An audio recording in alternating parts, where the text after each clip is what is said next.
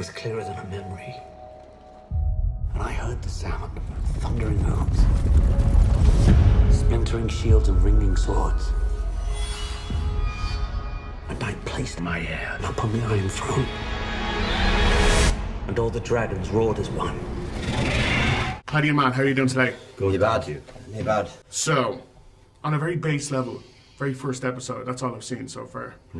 There is an orgy. There is violent deaths. There is political intrigue and skullduggery.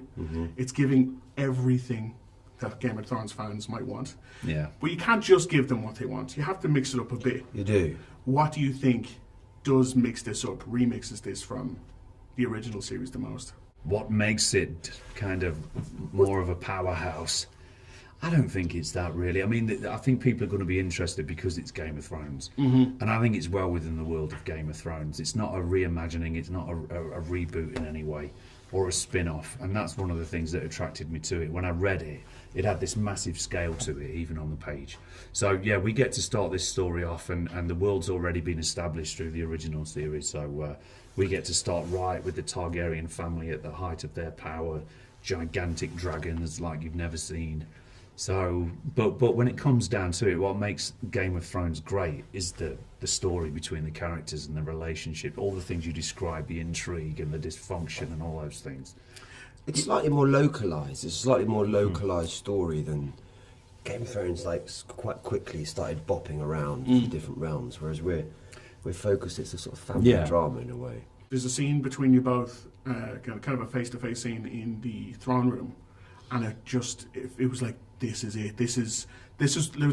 You drop a fantastic C-bomb in that scene. Well, you got to, when it comes in front of you, you got to get around it. You got to get your teeth into it. You have. But it felt like one of those scenes that immediately people will already be referencing, because it does have fantastic dialogue and has tremendous performances. When you're doing scenes like that, can you kind of feel it in the moment where you're like, you have to. Yeah. Well, you've got to play what you're playing in front of you. You've got a deeply wounded character in Viserys, and also in Daemon. Yeah, they're both wounded, aren't they? They are. But I think Viserys is wounded by his brother's words. That is all I meant, and he's going through this sort of grieving. He's made a terrible decision, chosen the realm over his wife, and he's dealing with all this stuff, and I think that's what makes it combustible. That the last thing he needs is Daemon disrespecting him. He's supposed to be my brother. He's supposed to have my back. I'm supposed to trust him. So it's hurtful. Yeah, you've obviously filmed the entire first season already, so you kind of know. You guys know what to expect, but the fans might not necessarily know what to expect in terms of action and set pieces and stuff like that. Do you think there's stuff coming up that definitely is going to get Game of Thrones fans very excited? I hope so. It's a bit like, I think of it like a second album. You're sort of trying to deliver the tonal context of the band's first great album, but you're also trying to develop and make your own original hits, and I think it's a bit of both. I think whilst we're trying to deliver the hits of the first album, we're trying to move the story forward. It's a different set of actors. It's set 200 years before. It's a different, the fabric of it is inherently different. I don't know how that's going to play out. But it goes off. Good. If that's what you mean. Yeah. Oh, it goes off. Yeah. Big time.